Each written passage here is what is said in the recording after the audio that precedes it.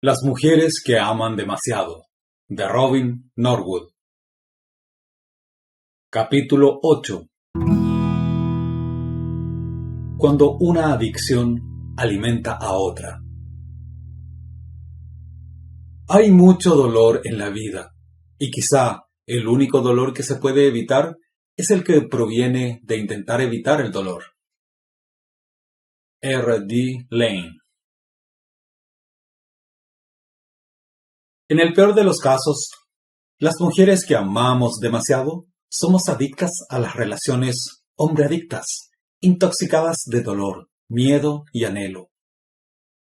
Como si eso no fuera suficiente, es posible que los hombres no sean lo único a lo que estamos enganchadas. A fin de bloquear nuestros sentimientos más profundos de la niñez, algunas también hemos desarrollado dependencias de sustancias adictivas. En nuestra juventud o, más tarde, en la adultez, quizás hemos comenzado a abusar del alcohol o de otras drogas, o, lo que es más típico en las mujeres que amamos demasiado, de la comida. Hemos comido en exceso o escasamente, o ambas cosas, para olvidar la realidad, para distraernos y para insensibilizarnos al vasto vacío emocional que hay en lo profundo de nuestro ser. No todas las mujeres que aman demasiado también comen demasiado, o beben demasiado, o abusan de las drogas. Pero para aquellas que sí lo hacemos, nuestra recuperación de la adicción a las relaciones debe ir de la mano de nuestra recuperación de la adicción a la sustancia de la que abusamos. He aquí la razón. Cuanto más dependemos del alcohol, las drogas o la comida, más culpa, vergüenza, miedo y odio por nosotras mismas sentimos. Cada vez más solas y aisladas, es posible que nos desesperemos por el consuelo que parece prometer una relación con un hombre. Como nos sentimos pésimamente con nosotras mismas, queremos un hombre que nos haga sentir mejor. Como no podemos querernos, necesitamos que él nos convenza de que somos dignas de ser amadas. Incluso nos decimos que con el hombre adecuado no necesitaremos tanta comida, tanto alcohol o tantas drogas. Utilizamos las relaciones de la misma manera en que utilizamos nuestra sustancia adictiva, para alejar el dolor. Cuando una relación nos falla, recurrimos con mayor frenesí a la sustancia de la que hemos abusado, nuevamente en busca de alivio. Se crea un vínculo vicioso cuando la dependencia física con respecto a una sustancia se ve exacerbada por la tensión de una relación dañina. Y los sentimientos caóticos engendrados por la adicción física intensifican la dependencia emocional con respecto a una relación. Utilizamos el hecho de estar sin un hombre o de estar con un hombre inapropiado para explicar y excusar nuestra adicción física. A la inversa, nuestro uso continuo de la sustancia adictiva nos permite tolerar nuestra relación dañina, insensibilizándonos al dolor y quitándonos la motivación necesaria para cambiar. Culpamos a una por la otra. Utilizamos una para enfrentar la otra y cada vez nos volvemos más dependientes de ambas. Mientras estamos empeñadas en huir de nosotras mismas y evitar nuestro dolor, seguimos enfermas. Cuanto más tratamos y cuantas más vías de escape buscamos, más nos enfrentamos al combinar adicciones con obsesiones.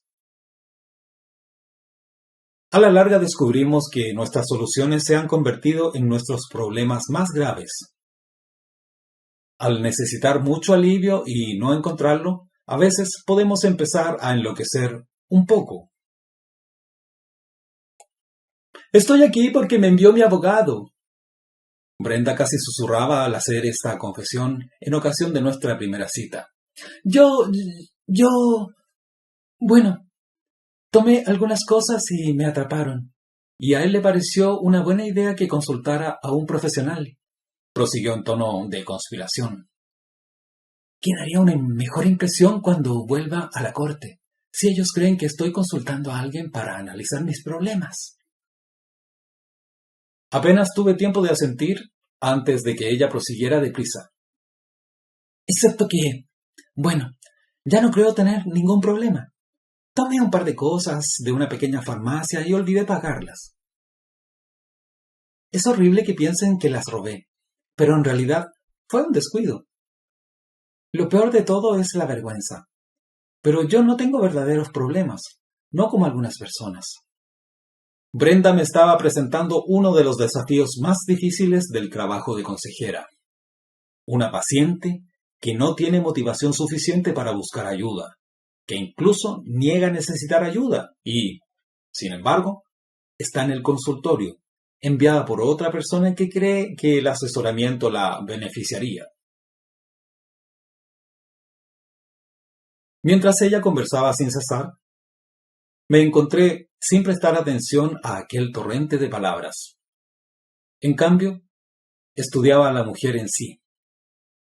Era alta, de por lo menos 1,80 m y delgada como una modelo.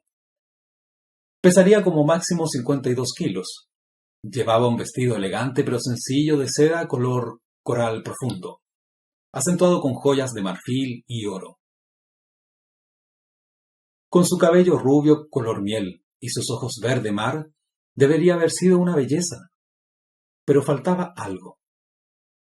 Tenía el ceño crónicamente fruncido, lo que creaba una profunda arruga vertical entre sus cejas.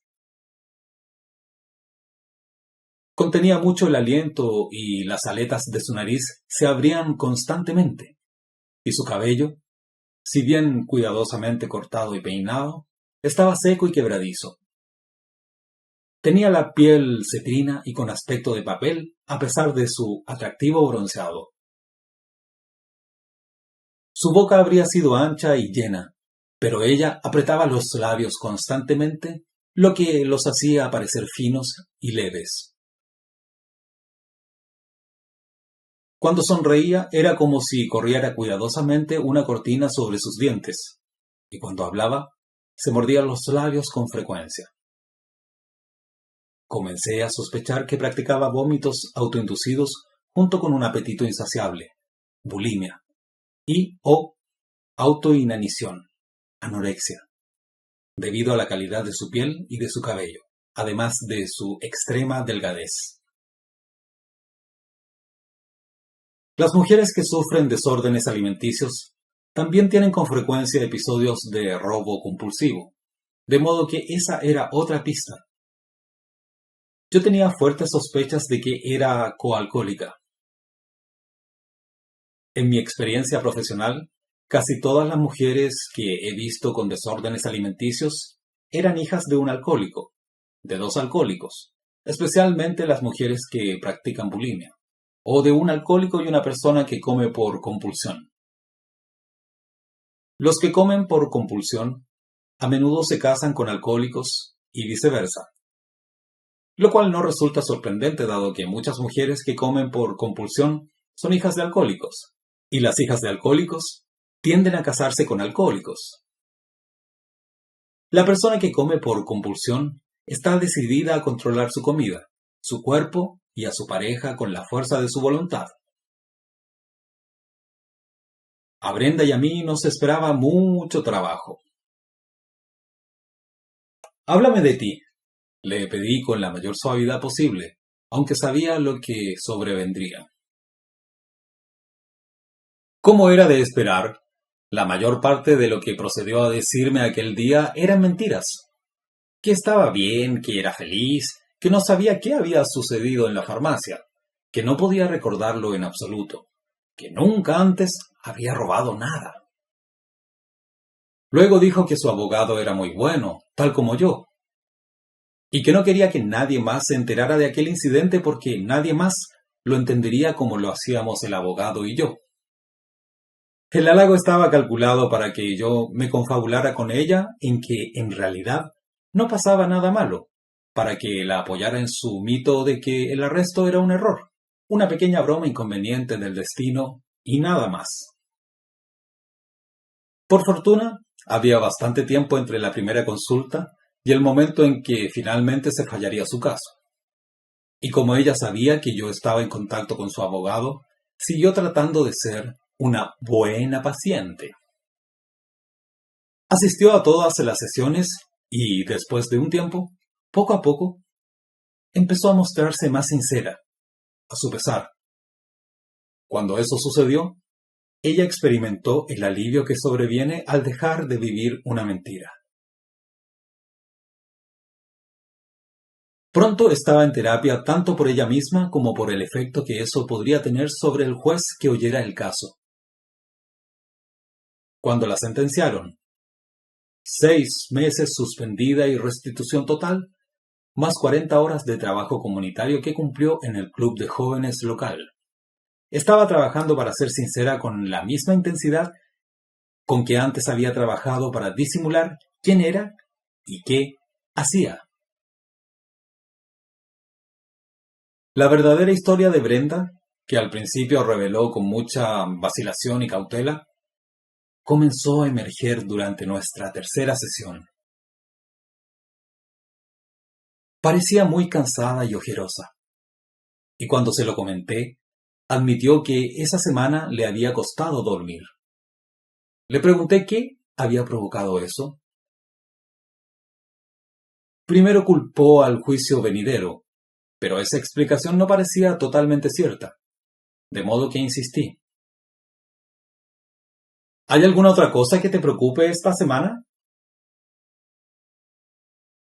Brenda esperó un momento, mordiéndose los labios con decisión, avanzando sistemáticamente desde el labio superior hasta el inferior y viceversa. Luego dijo abruptamente: pedí a mi esposo que se marchara, finalmente, y ahora deseo no haberlo hecho. No puedo dormir, no puedo trabajar, soy una pila de nervios. Odiaba lo que él estaba haciendo, andando en forma tan evidente con esa chica de su trabajo. Pero seguir sin él es más difícil que aguantar todo aquello. Ahora no sé qué hacer. Y me pregunto si, de todos modos, no habrá sido mi culpa. Él siempre decía que lo era, que yo era demasiado fría y distante, que no era suficientemente mujer para él. Y creo que tenía razón. Yo me enfadaba y me apartaba mucho, pero era por todas sus críticas. Siempre le decía: si quieres que sea cálida contigo, tienes que tratarme como si yo te gustara y decirme cosas bonitas, en lugar de decirme lo horrible o tonta o poco atractiva que soy. Entonces, de inmediato, Brenda se asustó, levantó las cejas más aún y comenzó a desestimar todo lo que acababa de revelar.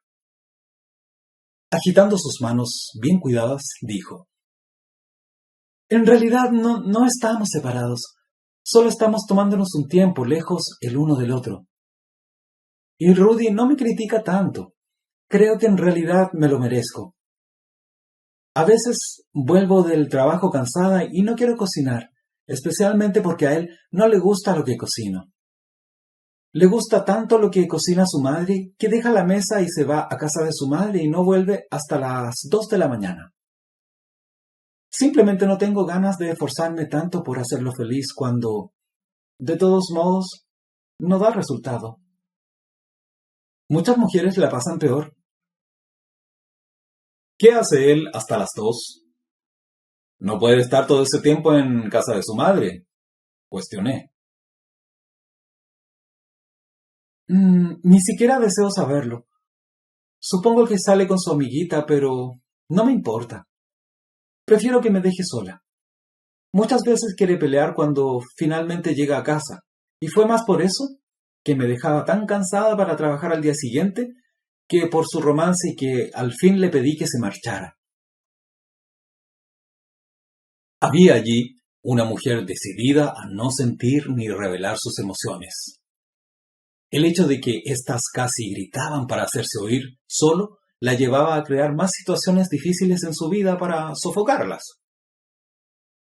Después de nuestra tercera sesión, Llamé a su abogado y le dije que insistiera cuidadosamente a Brenda sobre la importancia de que siguiera en terapia conmigo. Yo iba a arriesgarme con ella y no quería perderla. Al comienzo de nuestra cuarta sesión, arremetí. «Háblame de ti y la comida, Brenda», le pedí con la mayor amabilidad posible. Sus ojos verdes se dilataron con alarma. Su piel cetrina perdió más color aún, y ella se retrajo visiblemente.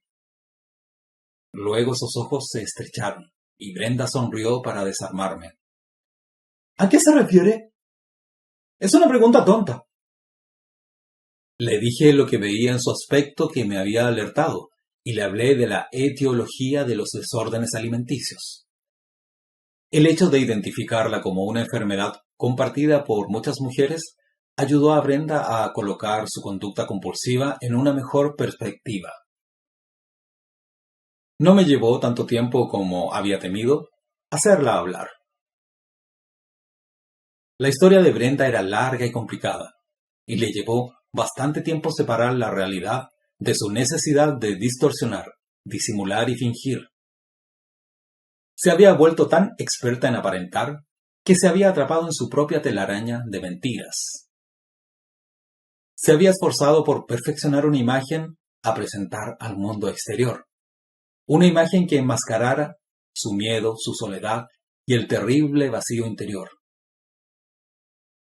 Le costó mucho evaluar su situación para poder dar los pasos necesarios para satisfacer sus propias necesidades. Y esa necesidad era la razón por la que robaba, comía, vomitaba y volvía a comer, y mentía, todo por compulsión, intentando desesperadamente cubrir todos sus movimientos. Bueno, antes de continuar con la historia de Brenda, a propósito de comida, voy a hacer una pausa porque tengo que almorzar. Continuará.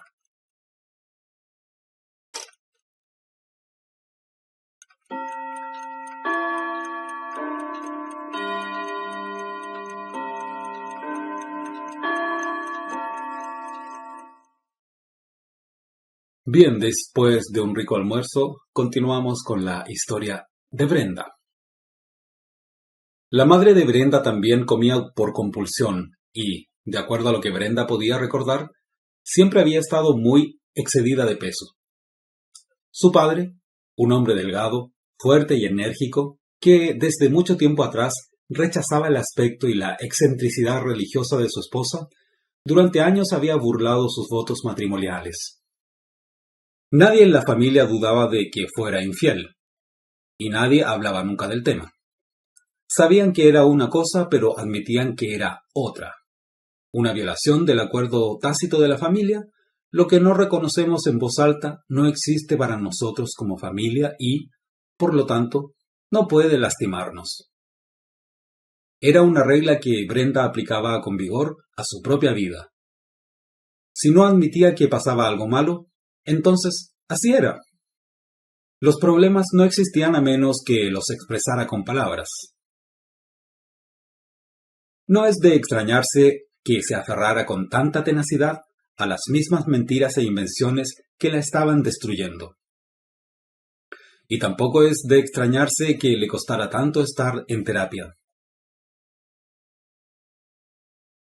Brenda creció delgada como su padre, y con un inmenso alivio de saber que podía comer mucho sin engordar como su madre.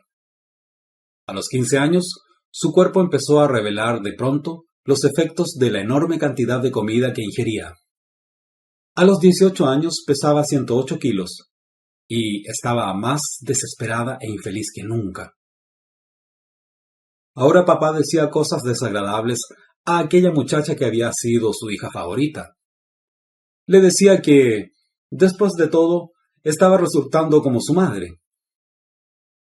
Claro que él no habría dicho esas cosas si no hubiese estado bebiendo. Pero el hecho era que en ese entonces bebía la mayor parte del tiempo, aun cuando estaba en casa, lo cual no ocurría con mucha frecuencia. Mamá no dejaba de rezar y de alabar al Señor, y papá no dejaba de beber y de tener aventuras. y Brenda seguía comiendo, tratando de no sentir el pánico que crecía en su interior. La primera vez que estuvo lejos de su casa como estudiante universitaria, y echando mucho de menos a la misma madre y al mismo padre a quienes también censuraba, hizo un increíble descubrimiento. Sola en su habitación, en medio de una comilona, descubrió que podía vomitar casi todo lo que había comido sin verse castigada por su enorme consumo de comida, aumentando de peso. Pronto estuvo tan fascinada por el control que ahora sentía sobre su peso, que comenzó a ayunar y a vomitar todo lo que comía. Estaba pasando de la etapa bulímica de su desorden alimenticio compulsivo a la etapa anoréxica. En los siguientes años, Brenda tuvo repetidos accesos de obesidad intercalados con una extrema delgadez. Lo que nunca experimentó en ese tiempo fue un solo día sin su obsesión por la comida. Cada mañana despertaba con la esperanza de que ese día fuera diferente al anterior, y cada noche se acostaba decidida a ser normal al día siguiente, y a menudo despertaba en mitad de la noche, lista para otra comilona. Brenda no entendía realmente lo que le ocurría. No sabía que tenía un desorden alimenticio, con tanta frecuencia presente en las hijas de alcohólicos y en los hijos de quienes comen por obsesión. No comprendía que tanto ella como su madre sufrían de una alergia-adicción a ciertas comidas, principalmente a los carbohidratos refinados, que formaban un paralelo casi exacto con la alergia-adicción de su padre al alcohol. Ninguno de ellos podía ingerir una cantidad pequeñísima de su sustancia adictiva sin desatar un intenso deseo de ingerir más y más. Y al igual que la relación de su padre con el alcohol, la relación de Brenda con la comida, y especialmente con los alimentos dulces horneados, consistía en una larga y dilatada batalla por controlar la sustancia que, en cambio, la controlaba a ella. Brenda siguió practicando el vómito autoinducido durante años después de haberlo inventado en la universidad. Su aislamiento y su sigilo fueron cada vez más extremos, y en muchos aspectos, esta conducta se veía alentada tanto por su familia como por su enfermedad. La familia de Brenda no quería recibir ninguna noticia suya a la que no pudieran responder. ¡Qué bien, querida! No había sitio para el dolor, el miedo, la soledad, la honestidad. No había sitio para la verdad sobre ella misma o sobre su vida. Como ellos siempre eludían la verdad, era implícito que ella también debía eludirla, en el lugar de perturbar la calma. Con sus padres como cómplices mudos, Brenda se hundió más aún en la mentira que era su vida, segura de que si se las ingeniaba para verse bien por fuera, todo estaría bien, o, al menos, tranquilo por dentro. Aun cuando su aspecto estuviera bajo control durante períodos prolongados, no se podía ignorar el torbellino interior. Aunque Brenda hacía todo lo que podía por lucir bien, ropa diseñada por modistas de alta costura, junto con la última moda en maquillaje y peinados, eso no bastaba para apaciguar su miedo, para llenar su vacío. En parte debido a todas las emociones que ella se rehusaba a reconocer y en parte por la devastación que su malnutrición autoimpuesta estaba produciendo en su cerebro. El estado mental de Brenda era confuso, ansioso, mórbido y obsesivo. Tratando de liberarse de ese torbellino interior, Brenda, al seguir el patrón de su madre, buscó solaz en un grupo religioso fanático que se reunía en la universidad. Fue en ese círculo donde, en su último año de estudios, conoció a su futuro esposo, Rudy, una especie de ganador insospechado que la fascinó más aún por su misterio. Brenda estaba acostumbrada a los secretos y él tenía muchos. En las historias que contaba y los nombres que mencionaba había insinuaciones de que había estado involucrado en actividades clandestinas relacionadas con la corrida de apuestas y números en la ciudad de New Jersey, donde había nacido.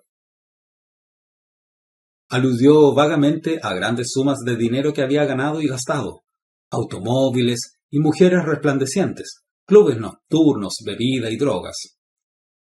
Y ahora, allí estaba, metamorfoseando en un estudiante serio que vivía en el terreno de una formal universidad del Medio Oeste, activo en un grupo religioso para jóvenes, luego de dejar atrás su dudoso pasado en busca de algo mejor. El hecho de que inclusive había interrumpido la comunicación con su familia implicaba que se había marchado deprisa y bajo coacción, pero Brenda estaba tan impresionada con su pasado oscuro y misterioso y con sus intentos, en apariencia sinceros, de cambiar, que no tenía necesidad de pedir explicaciones detalladas de sus andanzas pasadas. Después de todo, ella también tenía sus secretos. Entonces, esas dos personas que fingían ser lo que no eran, él, un delincuente disfrazado de niño cantor, ella, una mujer que comía por compulsión disfrazada de figurín de modas, naturalmente se enamoraron, con una ilusión proyectada recíprocamente. El hecho de que alguien amara lo que ella simulaba ser selló el destino de Brenda. Ahora tendría que persistir con el engaño, y más de cerca, más presión, más tensión, más necesidad de comer, vomitar y esconderse. La abstinencia de Rudy de los cigarrillos, el alcohol y las drogas duró hasta que se enteró de que su familia se había mudado a California. Aparentemente decidió que, con suficiente distancia geográfica entre él y su pasado, podría volver sin peligro a su familia y a sus viejas costumbres, y él y su nueva esposa Brenda se marcharon hacia el oeste. Casi en el mismo instante en que atravesaron la primera frontera, su personalidad comenzó a alterarse, a revertir a lo que había sido antes de que Brenda lo conociera.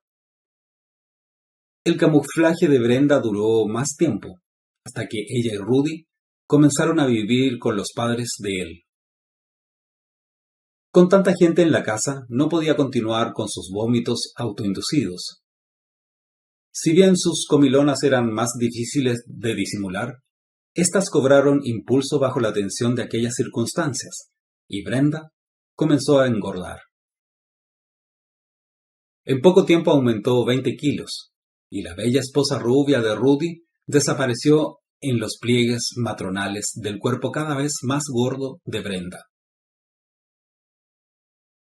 Rudy, que se sentía estafado y furioso, la dejaba en casa mientras él salía a beber, y en busca de alguien cuyo aspecto complementara el suyo como una vez lo había hecho el de Brenda. Desesperada, ella comía más que nunca, al tiempo que se prometía a ella misma y a Rudy que lo único que necesitaba era una casa para ellos solos y que así podría volver a adelgazar.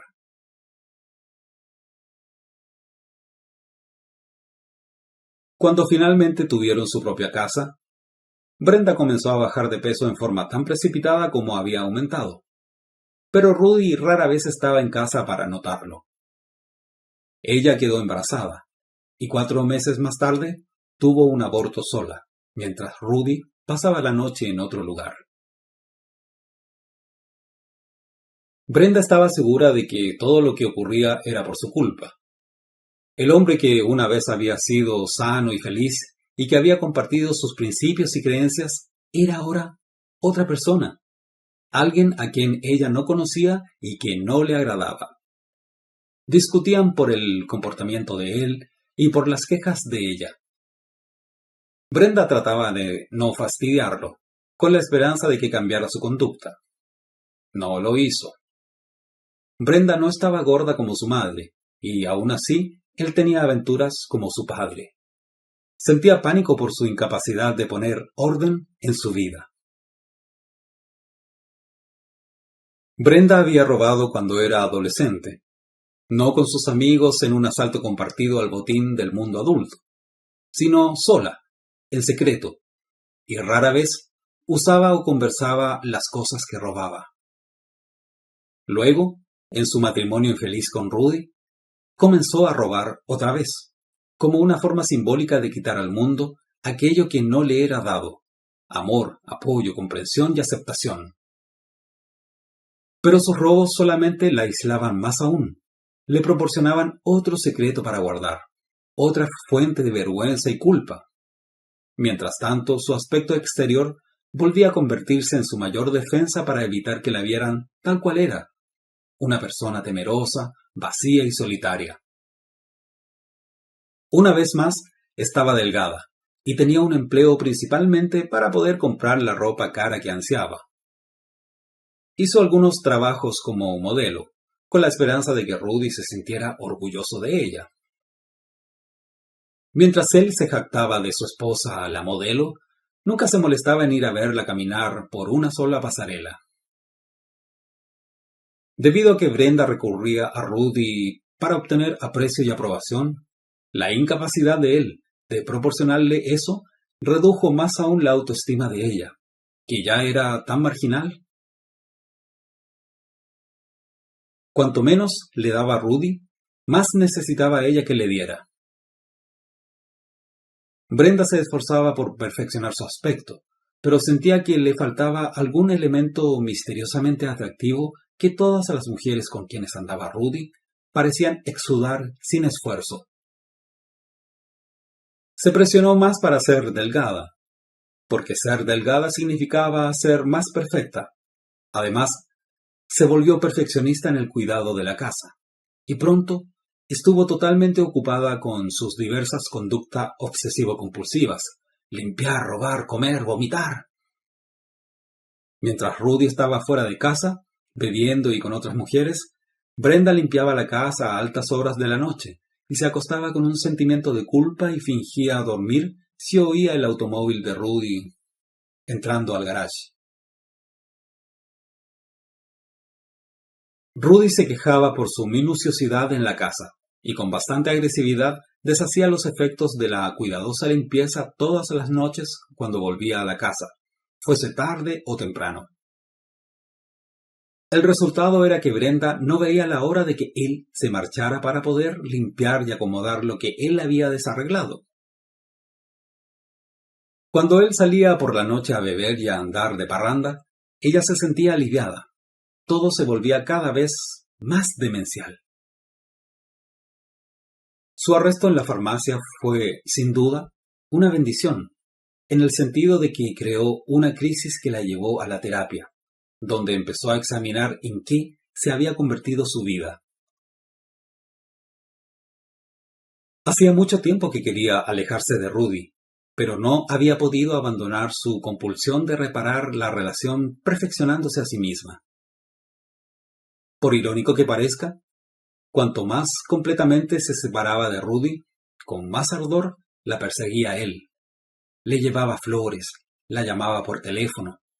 Aparecía inesperadamente en su lugar de trabajo con entradas para un concierto de Oscar Cantautor.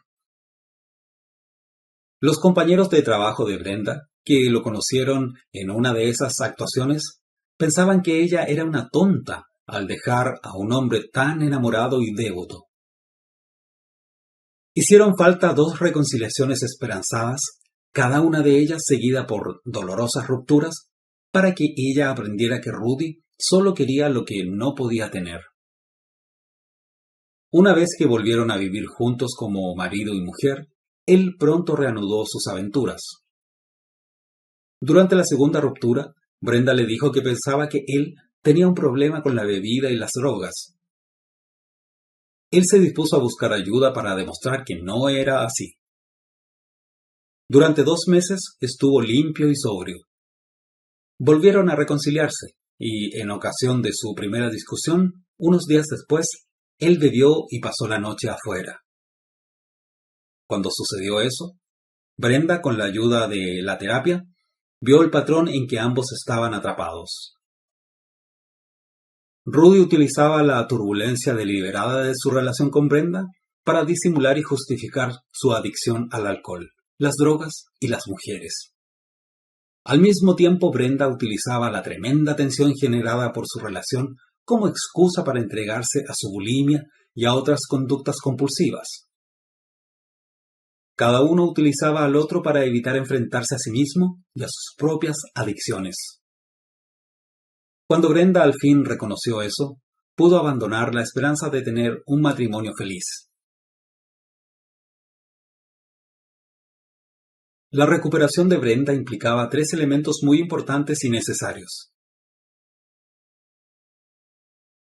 Permaneció en terapia, asistió a grupos para tratar su coalcoholismo de toda la vida y finalmente, con el alivio que proviene de una rendición, se sumergió en Gordos Anónimos, donde recibió ayuda y apoyo para tratar su desorden alimenticio. Para Brenda, ingresar en la GEA fue el factor más importante de su recuperación, y al cual se había resistido con más vigor desde el comienzo. Su hábito compulsivo de comer, vomitar y matarse de hambre comprendía su problema más serio y arraigado, su proceso primario de enfermedad. La obsesión con la comida agotaba toda la energía que necesitaba para lograr cualquier tipo de relación sana consigo misma y con otras personas en su vida. Hasta que pudiera dejar de obsesionarse con su peso, su ingestión de comida, las calorías, las dietas, etc., no podía sentir verdaderas emociones con respecto a nada que no fuese la comida, y tampoco podría ser sincera consigo misma o con los demás. Mientras sus sentimientos estuvieran ahogados por su desorden alimenticio, no podría empezar a cuidarse, a tomar decisiones sensatas por sí misma o a vivir realmente su vida. En cambio, la comida era su vida y en muchos aspectos era la única vida que ella quería. Por desesperada que fuera su batalla por controlar la comida, era una lucha menos amenazadora que la que enfrentaba consigo misma, con su familia, con su esposo. Si bien había fijado límites por hora respecto de lo que comería o no, Brenda nunca había impuesto límites para lo que los demás podrían hacerle o decirle. A fin de recuperarse, tenía que empezar a definir el punto en que terminaban los demás y comenzaba ella como persona autónoma. También tenía que permitirse enojarse con los demás, no solo consigo misma, lo cual había sido su estado crónico. En la GEA, Brenda empezó a practicar la sinceridad por primera vez en muchos años. Después de todo, ¿qué sentido tenía mentir sobre su conducta a personas que la entendían y aceptaban como era y con lo que hacía? A cambio de su sinceridad, obtuvo el poder curativo de la aceptación de sus pares. Eso le dio el coraje de trasladar esa honestidad a un círculo más amplio fuera del programa de la GEA, hasta a su familia, sus amigos y posibles parejas. Los grupos de familiares de alcohólicos la ayudaron a entender las raíces de su problema en su familia de origen, y además le dieron herramientas para comprender tanto los desórdenes compulsivos de sus padres como la forma en que las enfermedades de estos la habían afectado. Allí aprendió a relacionarse con ellos en forma más sana. Rudy volvió a casarse en cuanto se completó el divorcio, a pesar de afirmar por teléfono la noche anterior a su segunda boda que solo quería a Brenda. Esa conversación profundizó la comprensión de Brenda de la incapacidad de Rudy para cumplir con los compromisos que asumía, de su necesidad de buscar constantemente una forma de evitar cualquier relación que tuviera. Al igual que el padre de Brenda, era un vagabundo a quien también le gustaba tener esposa y hogar. Brenda pronto aprendió que era necesario que mantuviera una distancia considerable, tanto geográfica como emocionalmente, entre ella y su familia. 2 visitas a casa, que reactivaron en forma temporaria su síndrome de comilonas y purgas, le enseñaron que aún no podría estar con su familia sin recurrir a sus viejas maneras de manejar la tensión. Mantenerse sana se ha convertido en su primera prioridad, pero sigue asombrándose por lo difícil que es este desafío y por la poca habilidad que posee para ello. El hecho de llenar su vida con un trabajo agradable, además de nuevas amistades e intereses, ha sido un proceso lento, paso por paso. Como sabía muy poco sobre el hecho de ser feliz, estar cómoda y en paz, ha tenido que evitar rigurosamente el crear problemas que le permitirían sentir aquella locura ya conocida.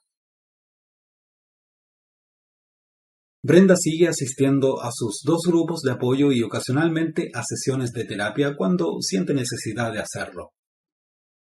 Ya no es tan delgada como lo fue una vez, ni tan gorda. «Soy normal», exclama, riendo de sí misma y sabiendo que nunca lo será. Su desorden alimenticio es una enfermedad de por vida que exige su respeto, aunque ya no ejerce un dominio absoluto sobre su salud ni su gordura. La recuperación de Brenda sigue siendo algo frágil. Pasará mucho tiempo hasta que esa manera nueva y sana de vivir la haga sentir más cómoda que la anterior. Podría recaer una vez más en el hábito de evitarse a sí misma y a sus sentimientos, mediante la comida o a través de la obsesión con una relación dañina. Como lo sabe, Brenda actualmente actúa con los hombres con cautela. Nunca acepta una cita que le exigiría faltar a una reunión de alguno de los grupos, por ejemplo. Su recuperación es valiosísima para ella, y no tiene intenciones de perjudicarla. En sus propias palabras, «Me he acostumbrado a no guardar más secretos, ya que, en primer lugar, fue por eso que me enfermé. Ahora cuando conozco a un hombre, si me parece que la relación podría llegar a algún lado, siempre le cuento sobre mi enfermedad y la importancia que tienen para mí los programas de anónimos. Si él no soporta saber la verdad sobre mí o es incapaz de comprender, lo considero su problema, no el mío. Ya no trato de hacer lo imposible para complacer a un hombre. Hoy en día mis prioridades son muy diferentes. Mi recuperación está en primer lugar. De otro modo, no me queda nada que ofrecer a nadie más». Fin del capítulo. Visítanos en elcantautoryelprofesor.com. Y bien, como su lector regalón, quisiera contarles que mi almuerzo consistió en un arroz con unas hamburguesas vegetarianas y un rico tomate.